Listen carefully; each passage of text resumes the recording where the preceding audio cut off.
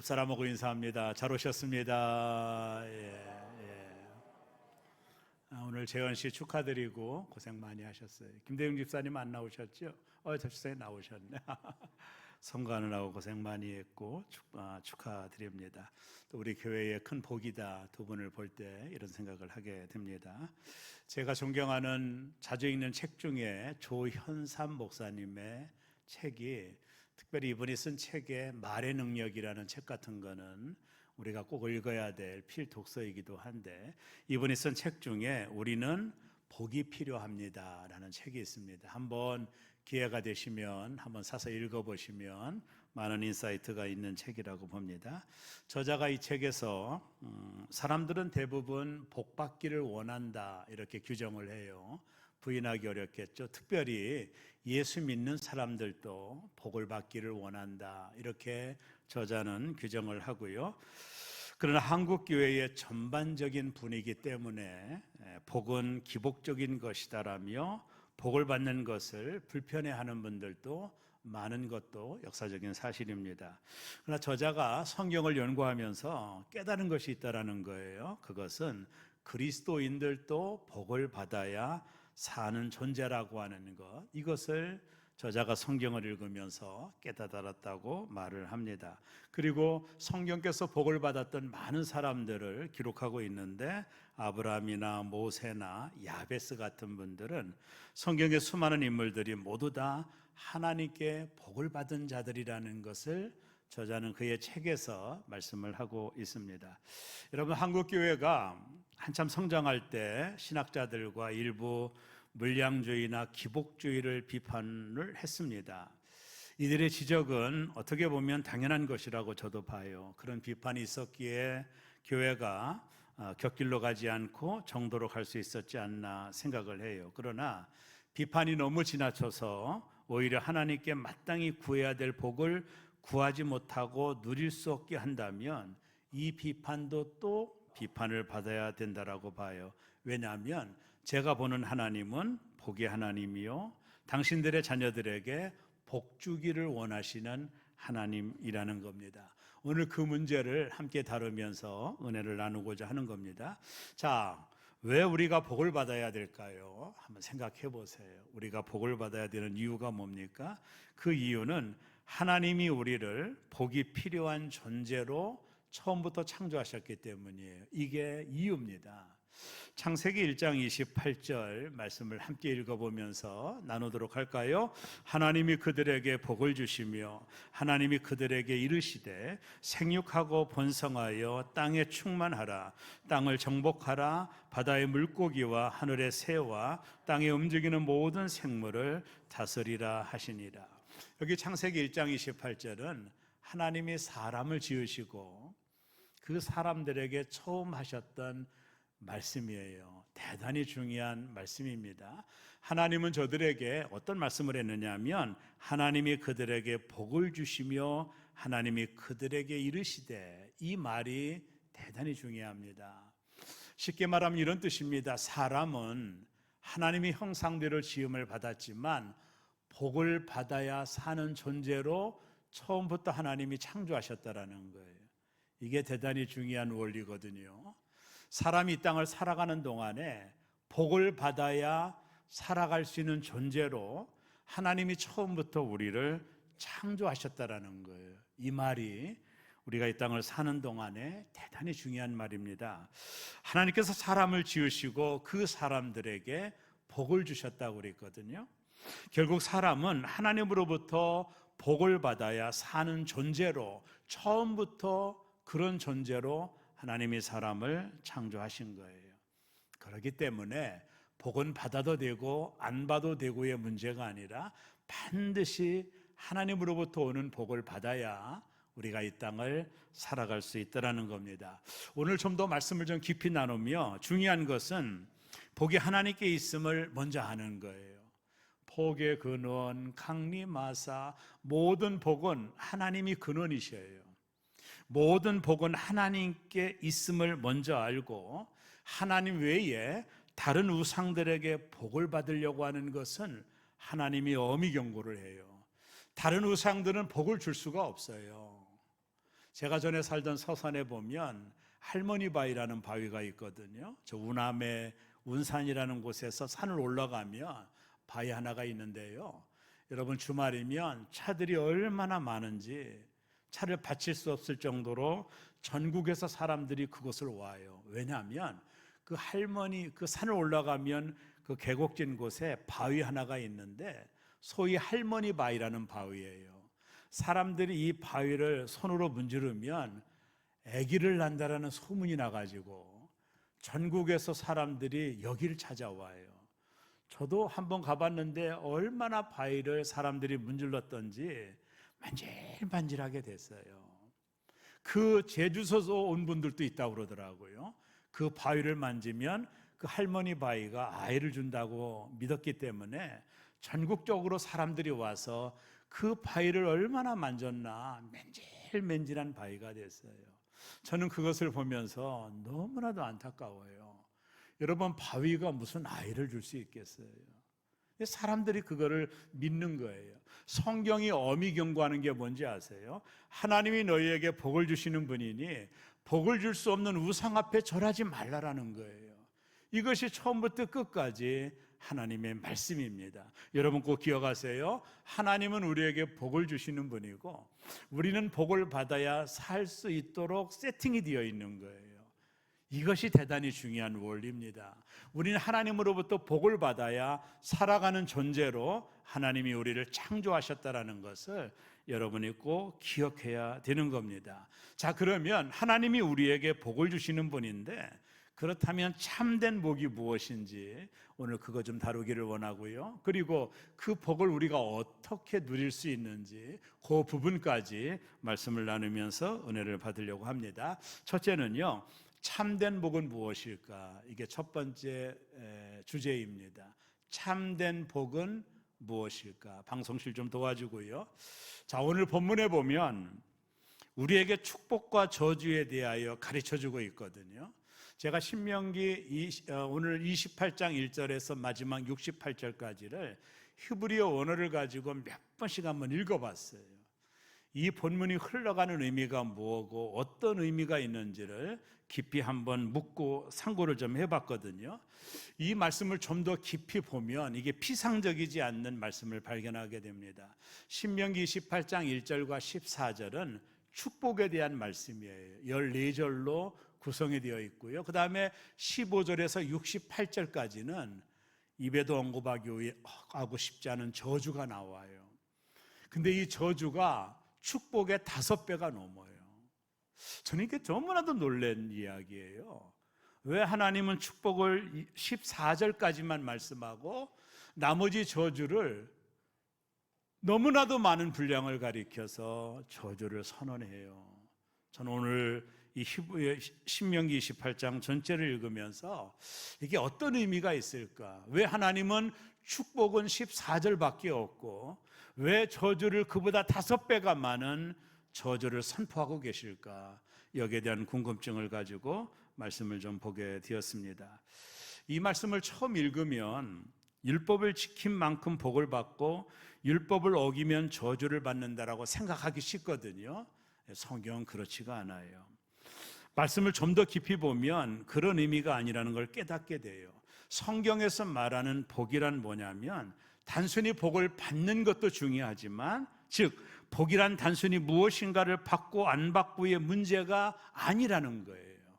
오늘 신명기 28장에 나와 있는 이 말씀을 좀 더 깊이 보면 많은 깨달음이 있어요. 중요한 것은 뭐냐면 복을 받는 우리가 하나님으로부터 크신 사랑을 받았음을 깨닫는 과정이라는 거예요. 그리고 그렇게 복을 주시는 하나님을 알아가는 과정이다. 오늘 신명기는 그 깊은 내용을 담고 있어요. 오늘 그것을 제가 설명해 드릴게요. 여러분, 때론 우리가 하나님 말씀대로 살지 못해서 하나님의 징계를 받을 수 있거든요. 저도 경험하고 모두 다 동의할 겁니다. 하나님은 그럼에도 우리를 버리지 않아요. 하나님이 우리에게 원하는 것은 축복의 삶을 살기를 원하는 것이지 여기 신명기에 나오는 이 모든 저주가 우리에게 있기를 1%도 하나님은 원하지 않아요. 우리가 하나님의 말씀을 떠날 때 징계도 받지만 더욱 가까이 오게 하시고 진정한 복을 누리게 하시는 것이 하나님 마음이에요. 저는 신명기를 깊이 읽으면서 그 하나님의 마음을 너무나도 많이 알게 됐어요. 여러분, 제가 어린 시절 저희 모친이 제가 말썽을 부리면, 별로 말썽을 그렇게 부리며 크진 않았지만 말썽을 부리면 모친이 늘 했던 얘기가 있어요. 너 말썽 부리면 순사에게 일러가지고 잡아가게 한다는 거예요. 순사가 누군지 알죠? 경찰이에요. 그러니까 어린 시절 그것이 너무나도 무서웠어요. 너 말 안 들면 순사가 데리고 와서 불러서 너를 잡아가게 한다는 거예요. 그것이 제게 너무나도 무서운 모친의 말이었습니다. 여러분, 정말로 모친이 내가 순사에게 잡혀가기를 원할까요? 그렇지 않아요. 왜 근데 그런 말을 하죠? 엄마 말씀 잘 들으라는 거예요. 훌륭한 사람이 되라는 거예요. 하나님이 이렇게 많은 저주의 말씀을 하시는 것은 이 모든 저주가 너에게 임할 거라는 게 아니에요. 이런 저주가 있으니까 너가 하나님의 말씀대로 순종함으로 이 모든 복을 누리라는 게 목적이지, 너가 이 모든 저주가 내게 임할 거라는 게 목적이 아니에요. 하나님이 그런 마음으로 하신 말씀이 아니에요. 여러분, 하나님은 우리가 축복된 인생을 살기를 원하셔요. 그게 하나님의 본심이지, 여기 나와 있는 모든 저주가 내게 임할 거야, 네가 이 모든 저주를 받을 거야, 여기에 강점이 있는 게 아니에요. 이런 저주가 있으니까 너 정신 차려야 된다, 너가 하나님 말씀에 순종하고 이 모든 복을 받아야 돼, 나는 네가 그렇게 되기를 원해, 이게 하나님의 본심의 마음이에요. 저는 신명기 18장을 원어를 가지고 읽으면서 그 하나님의 마음을 깊이 깨닫게 되었어요. 여러분, 참된 복이란 관계입니다. 이게 명료한 주제입니다. 복은 단지 물질적인 풍요와 행운을 뜻하는 게 아니에요. 제가 시작하는 포인트가 이 부분인데요, 하나님과 올바른 관계가 시작되는 게 복이에요. 여러분, 복은 관계예요. 이게 대단히 중요한 거예요. 먼저는 하나님과의 친밀함입니다. 복의 근원이신 하나님과 따뜻한 사랑과 동행하는 친밀함, 이게 대단히 중요한 거예요. 이렇게 하나님과 친밀함을 누릴 때 하나님과 진정한 관계가 이루어지고 그 속에서 우리가 하나님의 말씀대로 살아가는 삶을 시작하게 되고, 즉 복이란 어떤 물질적인 것 이전에 하나님과 깊은 관계의 친밀함이에요. 이게 복의 원리예요. 하나님과의 관계의 친밀함이에요. 그래서 시편 1편 이 부분을 잘 설명을 합니다. 시편 1편 1절을 우리 다 같이 중요하기 때문에 읽겠습니다. 복 있는 사람은 악인들의 꾀를 따르지 아니하며 죄인들의 길에 서지 아니하며 오만한 자들의 자리에 앉지 아니하고, 여기 시편 1편에서 나오는 복 있는 사람은 이렇게 말하고 있잖아요. 복 있는 사람이 누구냐? 물질을 많이 가진 자냐? 세상적으로 성공한 자냐? 사업이 잘 되는 자냐? 어떤 그런 상대적인 것이 아니라 성경이 말하는 복이란 뭐냐면 복 있는 사람이 되는 거라는 거예요. 이것이 대단히 중요한 겁니다. 복 있는 사람이 되는 거예요. 근데 오늘 시편 1편 1절에 보면 복 있는 사람은 어떠한 삶의 태도가 있다고요? 죄인의 길에 악인들의 꾀를 따르지 않고 죄인들의 길에 서지 않고 오만한 자리에 앉지 않는 자, 그게 복 있는 자예요. 하나님이 싫어하는 곳에 안 가는 자예요. 하나님이 기뻐하지 않는 곳에 가지 않는 자가 복 있는 자예요. 삶의 하나님과의 관계 속에서 하나님이 원하지 않는 곳에 안 가는 거예요. 하나님이 싫어하는 일을 안 하는 거예요. 그렇게 몸이 세팅되어 있는 자, 그런 쪽으로 삶이 움직이는 자, 그런 쪽으로 삶의 방향이 잡혀 있는 자, 그런 쪽으로 삶의 태도가 결정되어 있는 그 사람이 복 있는 사람이라는 거예요.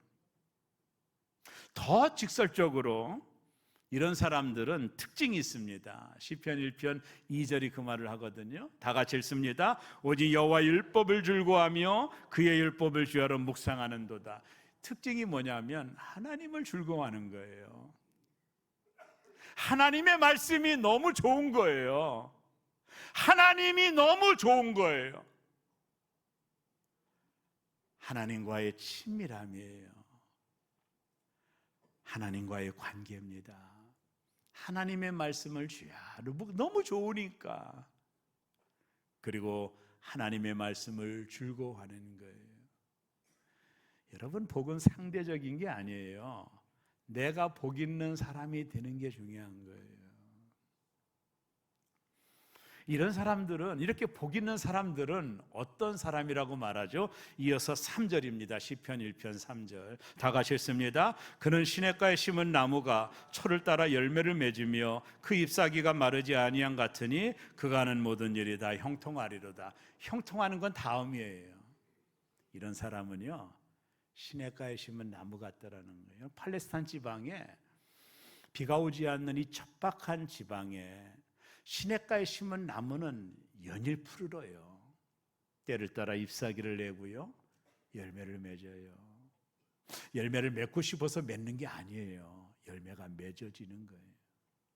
왜요? 시냇가에 심겨져 있거든요. 여러분, 복 있는 사람은 시냇가에 심은 나무 같은 사람이에요. 이 사람은 철을 따라 열매를 맺고 잎사귀가 아무리 가뭄이 와도 메마르지 않아요. 그가 하는 모든 일이 다 형통한 거예요. 이런 분들에게는 실패가 없어요. 잠깐의 고난에 있더라도 반드시 하나님이 역전시켜줘요. 왜요? 때를 따라 열매를 맺어요. 하나님의 말씀을 즐거워하고 그 말씀을 취하러 묵상하는 복 있는 자가 되면 마치 시냇가에 심은 나무처럼 그가 하는 모든 일이 다 형통할 거예요. 어떤 일은 형통하고 어떤 일은 안 형통할 거가 아니에요. 모든 일이 다 형통한다라는 거예요. Everyday, everything, 모든 일이 무엇을 하든지 다 형통한다라는 거예요. 이런 자들에게 복이 따라오는 거예요. 여러분, 절대로 우리가 복을 쫓아가는 게 아닙니다. 여러분, 우리가 복을 쫓아가는 게, 그렇다고 복이 얻어지는 게 아니에요. 복은요, 나를 따라오는 게 복이에요. 여러분, 시냇가에 심은 나무가 복을 쫓아가나요? 거기 심겨져 있기 때문에 날마다 열매를 맺고 그 행사가 형통한 것처럼 내가 복을 쫓아가는 게 아니에요. 내게 복이 오는 거예요. 이게 성경이 말하는 복이에요. 내가 복 있는 자가 되면 되는 거예요. 거기에 우리가 관심을 가져야 돼요.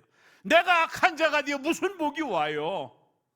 저 척박한 사막에 심겨진 나무가 된다면 무슨 열매를 맺어요? 갈수록 메말라지죠. 복 있는 자가 되는 것, 성경이 말하는 중요한 주제예요. 그림 하나를 볼까요? 철도 위의 레일입니다. 한번 봐요. 저는 이 그림을 보면서 이런 생각을 합니다. 하나님이 우리에게 축복의 길을, 레일을 다 깔아 놓으셨어요. 이 하나님의 말씀에 따라 그냥 이 레일 위를 달리면 되는 거예요. 한참 달리다 보면 자녀의 축복의 역도 만나고, 한참 달리다 보면 사업의 축복의 역도 만나고, 한참 달리다 보면 건강의 축복의 역도 만나는 거예요.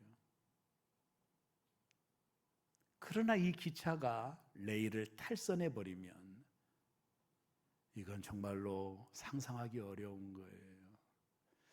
하나님의 복은 말씀대로 순종하면 찾아오는 거고 만나는 거지, 내가 이 하나님 말씀에 탈선해 버리면, 오늘 그러잖아요. 좌로나 우로나 치우치면, 하나님 말씀을 탈선해 버리면 하나님의 축복의 복을 만날 수가 없어요. 하나님의 말씀이라는 기차 레일 위에 내가 온전히 달려가면 되는 거예요. 그러면요, 가다 보면 축복의 역을 만나는 거예요. 이게 복이에요. 만나고 싶어서 만나는 게 아니라 내가 복을 쫓아가는 게 아니에요. 말씀대로 순종하며 살아가는 자들에게 하나님이 복을 쫓아가도록 만들어주는 거예요. 저는 목회하면서 진짜 많이 봤어요. 아니, 저분은 뭘 해도 잘 돼요. 아니, 다 안 되는데 잘 돼요. 장사가 망한 곳에 가서 이분이 장사하면 거기가 또 대박이 나요. 나 이해가 안 돼요. 우리가 복을 쫓아가는 게 아닙니다. 복이 나를 쫓아오는 거예요. 우리가 하나님 말씀에 순종하기로 태도를 결정하고 하나님 말씀에 순종하도록 나의 삶의 방향을 잡고 하나님의 뜻에 순종하도록 내 삶을 드라이브하면 복은요 쫓아오는 것이지 쫓아가는 게 아니라니까요. 그러면 복의 내용이 뭘까요? 두 번째, 복의 내용이 뭘까요? 오늘 이 말씀 진짜 잘 들으셔야 돼요. 오늘 이 신명기가 뭐예요? 신의 명령 해서 신명기거든요. 하나님의 명령이라는 건데 오늘 신명기 18장 1절부터 68절까지 축복과 저주가 번갈아 보고 나오고 있는데 이 말씀 속에 신명기 28장 1절에서 14절 말씀을 진짜 꼭 기억하셔야 돼요. 하나님이 어떤 복을 말하는지를 기억하셔야 되는데 제가 이 말씀을 함께 읽고 여러분 말씀이 끝날 때마다 아멘하고 화답하시기 바랍니다. 신명기 18장 3절 띄워보세요. 큰 소리로 읽습니다. 시작. 성읍에서도 복을 받고 들에서도 복을 받을 것이며 아멘. 성읍은 도시예요. 들은 농사짓는 시골이죠. 하나님의 복은 도시나 시골이나 상관이 없다라는 거예요. 하나님의 복은 제한적이지 않다라는 거예요. 시골에 살아도 도시에 살아도 지역에 따라 환경에 따라 하나님의 복이 제한당하지 않는다라는 거예요. 성읍에서도 복을 받고 들에서도 복을 받고 아멘 하셨습니까? 그대로 될 줄로 믿습니다. 또 4절입니다. 큰 소리로 다 같이 읽습니다. 내 몸의 자녀와 내 토지의 소산과 내 짐승의 새끼와 소와 양의 새끼가 복을 받을 것이며 아멘. 후손들이에요. 사업의 복입니다. 토지, 소산, 짐승, 소, 양 이 모든 것들이 사업이잖아요. 비즈니스입니다. 하나님이 우리의 후손들에게 그리고 사업의 복을 약속하고 계셔요. 누구의 말씀일까요? 하나님 말씀이에요. 28장 5절을 이어서 다 같이 읽습니다. 내 광주리와 떡반죽 그릇이 복을 받을 것이며 아멘. 우리가 필요로 하는 모든 삶의 영역들을 가리키고 있는 거예요. 내 광주리와 떡반죽 그릇이 복을 받을 것이며 또 6절입니다. 아주 중요합니다. 다 같이 읽습니다. 내가 들어와도 복을 받고 나가도 복을 받을 것이다. 우리 이 기도 많이 해요, 안 해요? 진짜 많이 해요. 들어가도 복을 받고 나가도 복을 받고 출입을 지켜주신다라는 거예요. 집 나갔다 못 들어온 분들이 얼마나 많아요. 사고 때문에 진짜 안타까운 분들 너무 많거든요. 하나님이 나가면 들어오게 해주시겠다라는 이게 얼마나 큰 축복입니까? 또 너무 신나서 합니다. 7절 다 같이 읽습니다. 여호와께서 너를 대적하기 위해 일어난 적군들을 내 앞에서 패하게 하시리라. 그들이 한 길로 너를 치러 들어왔으나 내 앞에서 7길로 도망가리라. 전쟁의 승리의 복입니다. 아멘. 네가 전쟁하면 반드시 하나님이 이기게 해주시겠다라는. 여러분 전쟁에 패하면 이 모든 복을 받을 수가 없어요. 노예가 되고 뭐 다 노예가 되는데 무슨 복을 받아요? 전쟁의 승리의 복이죠. 8절을 또 이어서 봅니다. 여호와께서 명령하사 내 창고와 내 손으로 하는 모든 일에 복을 내리시고 내 하나님 여호와께서 내게 주시는 땅에서 내가 복을 주실 것이며 아멘. 산업의 복이에요. 산업의 복. 우리가 하는 모든 삶의 일들을 하나님이 복 주시겠다라는 거예요. 9절입니다. 다 같이 읽습니다. 여호와께서 내게 맹세하신 대로 너를 세워 자기의 성민이 되게 하시리니 이는 내가 내 하나님 여호와의 명령을 지켜 그 길로 행할 것입니다. 성민이 되는 복, 하나님의 백성, 자녀가 되는 복이에요. 어찌 보면 이 복이 가장 큰 복이죠. 그 다음에 10절을 이어서 봅니다. 땅의 모든 백성이 여호와의 이름이 너를 위하여 불리는 것을 보고 너를 두려워. 네가 복을 많이 받은 걸 보고 예수 믿지 않은 사람이 두려워한다라는.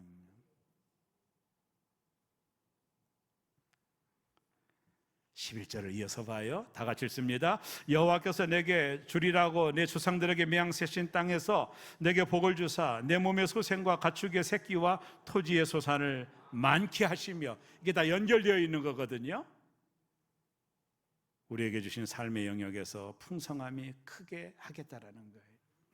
이어서 12절을 봅니다. 다 같이 읽습니다. 여호와께서 너를 위하여 하늘의 아름다운 보고를 여시사 내 땅에 때를 따라 비를 내리시고 내 손으로 하는 모든 일에 복을 주시리니 내가 많은 민족에게 꾸어줄지라도 내가 꾸지 아니할 것이요. 풍성함의 복이에요. 너 꾸는 일이 없을 거야.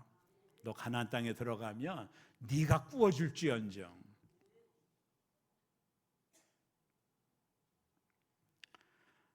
마지막 13절입니다. 다 같이 읽습니다. 여호와께서 너를 머리가 되고 꼬리가 되지 않게 하시며 위에만 있고 아래에 있지 않게 하시리니. 행하며. 자, 우리 이 기도 많이 하시죠? 머리가 되지 않고 뭐가 되지, 뭐가 되고 뭐가 되지 않게? 꼬리가 되고 싶어요? 머리가 되고 싶어요? 어떻게 하셨어요? 저희 모친이 늘 했던 기도예요. 우리 큰아들 머리가 될지언정 꼬리가 되지 않게 해달라고. 지도자에 대한 복이에요. 지도자에 대한 복입니다. 이 모든 복이 여러분에게 임하기를 강력하게 축원합니다. 자, 이제 마지막 세 번째, 어떻게 이 복을 받죠? 이제 우리가 어떻게 이 복을 받을 수 있을까? 이제 복이 좋은 걸 다 알았는데 우리가 당연히 누려야 될 복들 아닙니까? 이게 있어야 살아가잖아요. 어떻게 복을 받죠? 신명기 18장 14절 다 같이 읽습니다. 내가 오늘 너에게 명령하는 그 말씀을 떠나 좌로나 우로나 치우치지 아니하고 다른 신을 따라 섬기지 아니하면 이와 같으리라. 이와 같은 복이 너에게 임할 것이다. 네가 이렇게만 하지 않으면, 하나님의 명령을 따라 좌로나 우로나 치우치지 않고 다른 신을 따라 섬기지 아니하면 내가 말한 이 모든 복이 너에게 임할 것이다.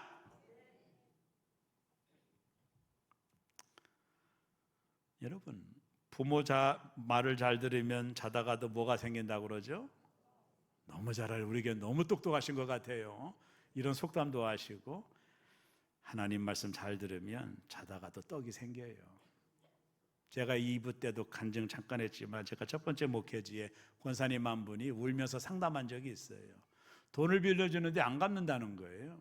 목사님 어떻게 하면 좋겠냐고 막 이렇게 상담한 적이 있어요. 기도하자고. 그랬더니 몇 달이 지나서 또 왔어요.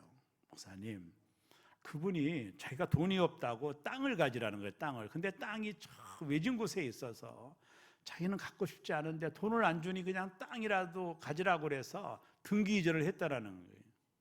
그러고 1년인가 2년이 지났나 이분이 막 이 얼굴에 입이 코에 걸리다니, 귀에 걸려. 제가 지금 아침을 안 먹었더니 너무 좋아가지고 와가지고, 목사님 기뻐해 주세요. 제가 그 억지로 받은 땅에 옆에가 4차선 도로가 나가지고 이게 땅값이 얼마나 올랐는지 몰라요. 그 준 사람은 배가 아파서 잠을 못 잔대요. 그래서 그분이 그 팔아가지고 자그마한 건물이지만 상가를 샀던 기억이 납니다. 여러분, 복은 이렇게 받는 거예요. 복이 따라와야지 내가 복을 따라가면 안 돼요. 우리가 복을 쫓아가면 안 됩니다.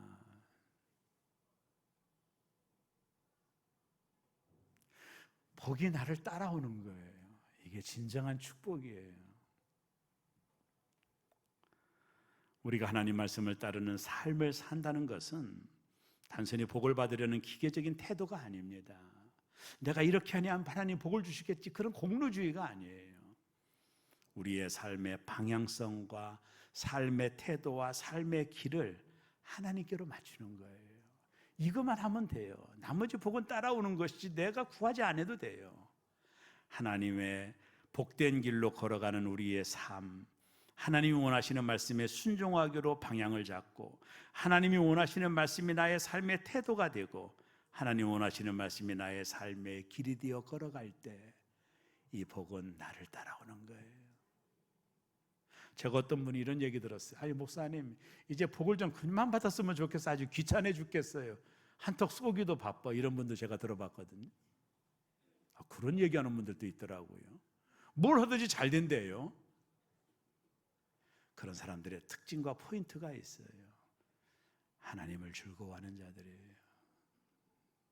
하나님의 일에 즐거워하는 자들이에요. 그게 포인트예요. 우리 이러잖아요. 복받을 짓을 해야 복을 받지. 그런 얘기 해야 안 해요? 맞아요.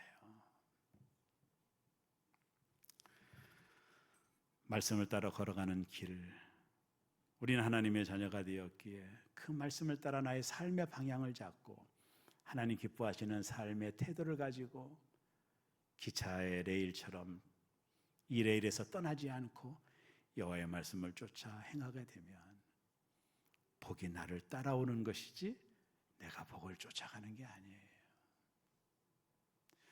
내가 복을 쫓아가면 공로주의 가지고 기복주의가 되는 거예요. 그렇게 해서 얻어진다라고 말하는 것은 기복신앙이에요.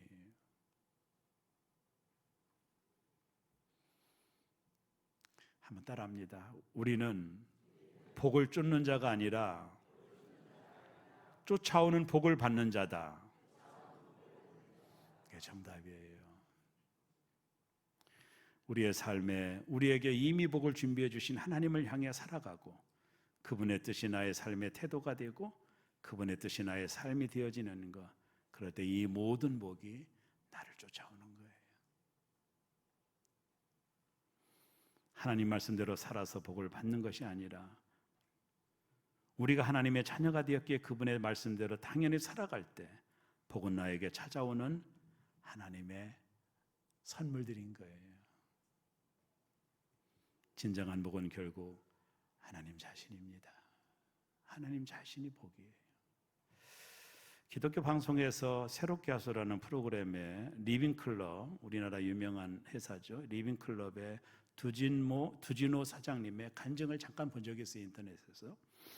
이분이 본래 분당 드림교회 집사님이었는데 대학을 졸업하고 난 이후에 37세에 웅진코웨이의 사장이 됐다고 그러네요. 사업수단이 있었던 거죠. 그 후 자기 이름을 내서 JM이라는 기업을 설립을 했대요. 영업 3개월 만에 100억 매출을 올렸다고 그래요. 근데 어느 날 부도를 맞았습니다. 집도 잃고 모든 걸 잃어버렸어요. 기도원에 올라가서 하나님 앞에 큰 은혜를 받았다. 기도 중에 그분이 이렇게 말하며 하나님께 바쁘다라는 핑계로 하나님께 불순종했고 교회에서 맡긴 직분 소홀히 했고 사업 잘 되니 교만했고 목에 힘주고 사사건건 목사님 말씀에 불순종하고 그분 말입니다. 그래서 하나님의 채찍을 때리신 것이라고. 그래서 그가 깨달았대요. 그리고 철저하게 회개하고 이제부터는 순종의 삶을 살겠노라고. 그 후에 리빙클럽이라는 회사를 그가 설립을 해서 창업을 했는데 회사가 급성장했고 최근에는 소비자가 뽑은 웰빙 상품 주거 환경 서비스 부문에 1위를 차지하는 큰 회사가 돼서 이분이 새롭게 하소서에서 간증하는 걸 유튜브로 본 적이 있습니다. 사랑하는 여러분, 복은 쫓아가는 것이 아니라 복은 쫓아오는 것입니다. 복이 여러분을 죽으라고 쫓아가기를 바랍니다. 아멘이 아무도 없어요. 뭐 마음대로 하세요. 뭐 목사님 뭐 안 봐도 되고 이 복을 안 봐도 된다면 마음대로 하십시오. 복을 쫓아가는 게 아니에요. 복 있는 자가 되는 게 중요해요. 그럼 이 복이 여러분을 쫓아와요. 그게 성경이 말하는 복이에요. 내가 뭘 해서 복을 받는 건 공로주의고 기복적인 신앙이거든요. 조건적이죠. 성경 그런 복을 말하지 않아요. 너가 하나님의 자녀가 되면, 네가 축복의 사람이 되면 복이 너를 따라갈 거야. 내 자식들이 머리가 될지언정 꼬리가 되지 않을 거야. 아멘이시죠? 하나님만이 하실 수 있는 거예요. 이 모든 복이 저와 여러분들에게 미치시기를 주의 이름으로 축원합니다. 기도하겠습니다. 하나님,